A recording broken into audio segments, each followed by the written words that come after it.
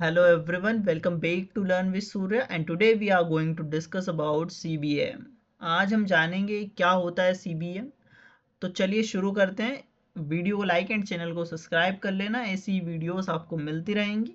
CBAM stands for Cost Benefit Analysis Method, a systematic technique used in software architecture to evaluate multiple architectural strategies based on their cost, benefit and risk। कहने का मतलब है कि जो CBAM होता है उसका हमारा फुल फॉर्म होता है कॉस्ट बेनिफिट एनालिसिस मेथड। ये बेसिकली क्या होता है, एक सिस्टमेटिक टेक्निक होती है जो सॉफ्टवेयर आर्किटेक्चर में यूज होती है ताकि हम डिफरेंट आर्किटेक्चरल स्ट्रेटजीज का कॉस्ट बेनिफिट और रिस्क देखकर बेस्ट ऑप्शन हमारे लिए हो सके वो चूज कर सके। It help architect choose the most valuable architecture option, ensuring maximum business value with minimum investment. This method is widely used in real world organization to justify architecture decision। तो यार simple शब्दों में यदि मैं बोलूँ तो कौन सा आर्किटेक्चर ऑप्शन सबसे सस्ता भी है, फायदे वाला भी है और रिस्क भी कम है, तो CBAM इसका क्लियर आंसर हमें देता है।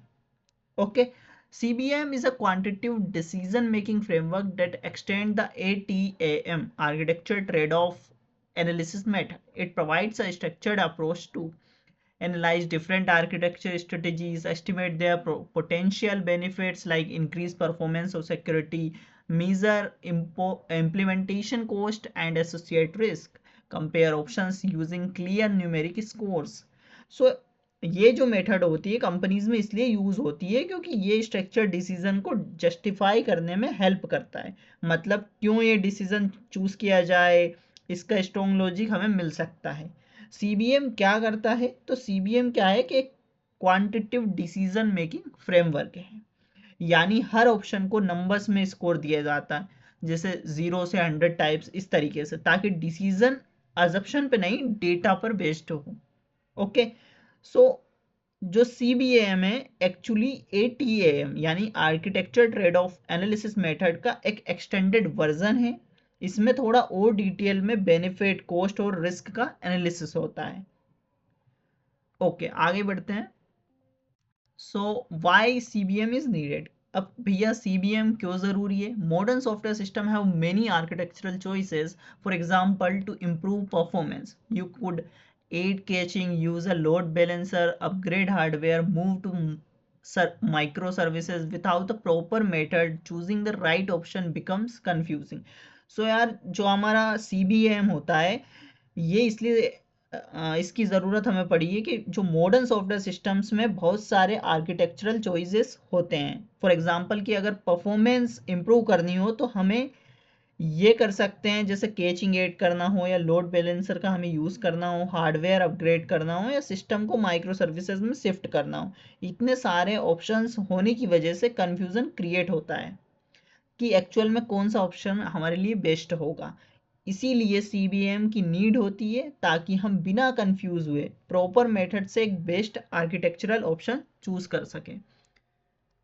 CBM is needed because architectural decisions are expensive. Wrong decision increase cost and rework। So यार गलत decisions क्या करते हैं, कॉस्ट को बढ़ा देते हैं प्रोजेक्ट की और हमें वापस से वर्क करना भी पड़ सकता है। Need to justify architecture choices. CBM provide numerical evidence for decisions. Business goals must match technical decisions, help balance quality versus cost versus risk.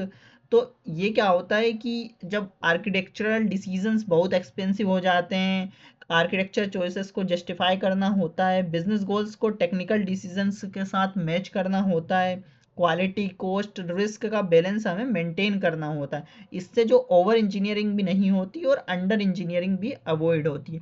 तो इन सब इसीलिए हमें CBM की क्या हुई है, ज़रूरत पड़ी है। आगे बढ़ते हैं कि CBM का कैसे जो वर्क है वो कैसे फ्लो है। तो पहली स्टेप होती है हमारी identify business goals. The first step in CBM is understanding what the business needs from the software. These goals guide every architectural decision. So पहली स्टेप होती है हमारी, CBM का जो पहला स्टेप होता है वो बिजनेस को समझने की उन्हें सॉफ्टवेयर से क्या चाहिए। ये गोल्स ही बाद में हर आर्किटेक्चरल डिसीजंस को गाइड करते हैं। जो टिपिकली जो बिजनेस गोल्स कुछ ऐसे होते हैं, जैसे सिस्टम की परफॉर्मेंस इंप्रूव करना या अप टाइम इंश्योर करना 99.9%, high availability, data security strong करनी हो या ऑपरेशनल कॉस्ट कम करना हो, सिस्टम की स्केलेबिलिटी बढ़ानी हो, यूजर सेटिस्फेक्शन इंप्रूव करना हो, तो ये सब पॉइंट्स यहाँ पर लिखे हुए हैं. Business goals are non technical but control technical decisions. CBAM ensures every architecture choice is aligned with these goals. जो बिजनेस गोल्स टेक्निकल नहीं होते बट टेक्निकल डिसीजंस को कंट्रोल जरूर करते हैं.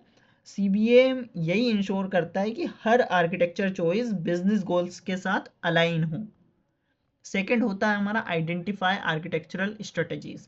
Architectural strategies are technical approaches chosen to achieve business goals. For example, caching strategies to improve performance, database clustering, encryption, microservices, CDN और cloud migration. तो जो second हमारा होता है ये क्या करता है कि जो आर्किटेक्चरल स्ट्रेटजीज होती है वो टेक्निकल अप्रोचेस होते हैं जो बिजनेस गोल्स को अचीव करने के लिए चूज किए जाते हैं. जैसे जो हमारा कैचिंग होता है वो क्या करता है, परफॉर्मेंस इंप्रूव करने के लिए हम यूज करते हैं. डेटाबेस क्लस्टरिंग अवेलेबिलिटी बढ़ाने के लिए, इंक्रिप्शन सिक्योरिटी स्ट्रॉन्ग करने के लिए, माइक्रो सर्विसेज स्केलेबिलिटी को इंप्रूव करने के लिए, CDN लेटेंसी रिड्यूस करने के लिए, क्लाउड माइग्रेशन रिलायबिलिटी इंक्रीज करने के लिए. तो इस स्टेप में क्या होता है, आर्किटेक्ट सारे पॉसिबल स्ट्रेटजीज की लिस्ट बनाते हैं.